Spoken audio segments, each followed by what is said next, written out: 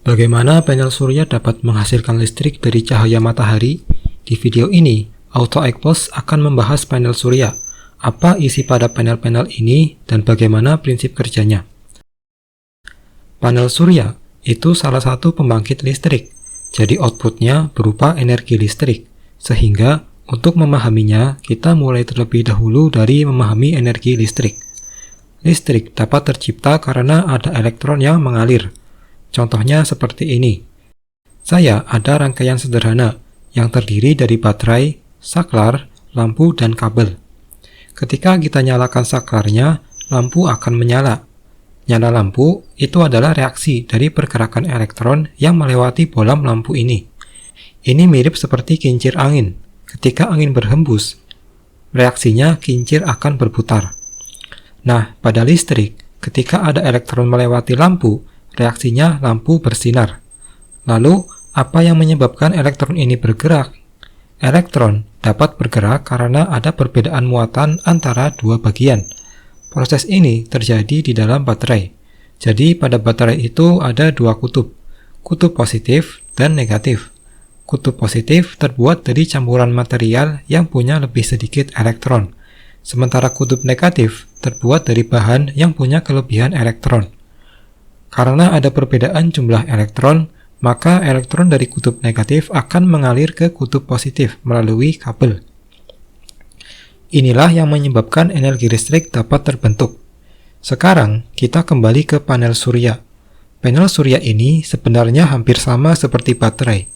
Jadi, untuk membuat listrik dapat tercipta dari panel surya ini, kita butuh perbedaan muatan antara dua bagian. Lalu, bagaimana proses polarisasi pada panel surya?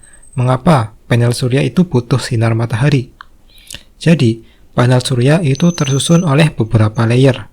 Nah, yang menghasilkan energi listrik adalah lapisan yang bernama solar cell. Kalau kita kupas lagi, solar cell ini terdiri dari dua lapisan, yakni lapisan negatif yang terletak di atas dan lapisan positif yang terletak di bawahnya. Lapisan negatif terbuat dari campuran silikon dan fosfor.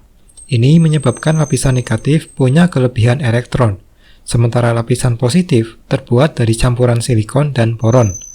Campuran ini kekurangan elektron, sehingga memunculkan semacam lubang elektron yang dapat menarik elektron. Ketika kita tempelkan antara lapisan negatif dan positif, maka elektron di dekat area yang menempel akan mengisi lubang-lubang elektron tersebut. Nah, ini akan menciptakan area baru yang lokasinya ada di persinggungan antara lapisan negatif dan positif. Area ini disebut depletion zone.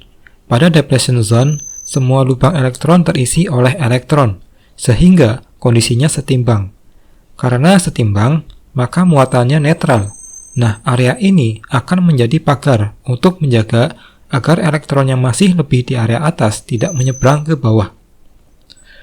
Kemudian, kita kenakan sinar ke solar cell ini. Sinar itu mengandung foton, dan itu memicu elektron di dalam depletion zone terlepas dari lubangnya. Elektron yang lepas akan gerak ke area negatif atau ke atas, sementara lubang elektron akan bergerak ke bawah, yakni ke area positif.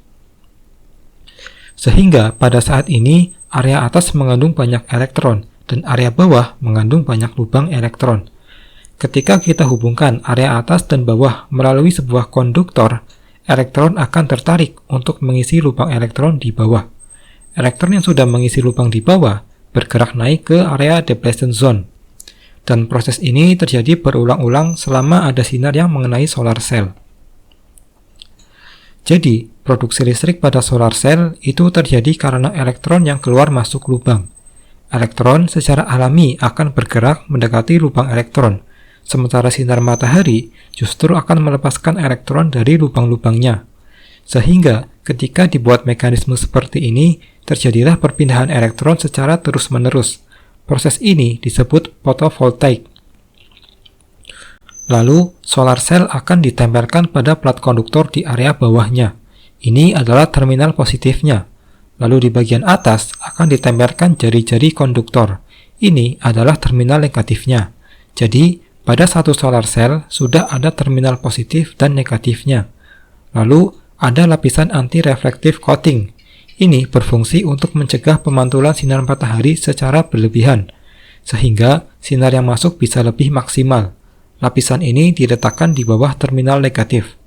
Lalu solar cell akan disusun secara seri di dalam sebuah panel.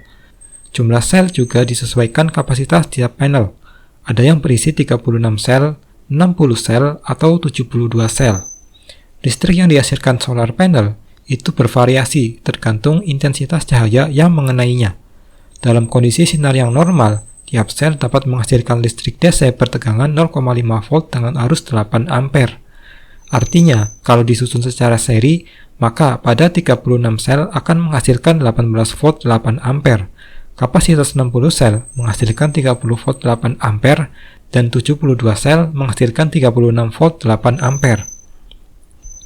Dari situ kita bisa tahu daya dari tiap solar panel. Untuk kapasitas 36 sel, maka dayanya 144 watt. Untuk yang 60 sel, dayanya 240 watt. Dan yang 72 sel, dayanya 288 watt. Memang itu terlihat kecil. Oleh sebab itu, dalam skala rumah tangga biasanya menggunakan 3 hingga 4 solar panel. Lalu, karena output dari solar panel masih berbentuk arus searah, maka perlu diubah ke arus AC agar dapat digunakan pada kelistrikan rumah. Ini adalah tugas inverter. Inverter adalah komponen untuk mengubah listrik DC dari panel surya menjadi listrik AC bertegangan 220 volt. Tapi sebelum arus dimasukkan ke inverter, biasanya arus dari solar panel akan disimpan dulu pada baterai, sehingga suplai dari unit PLTS ini akan terus tersuplai meski tidak ada sinar matahari. Itulah animasi bagaimana cara kerja panel surya. Semoga bisa menambah wawasan kita semua.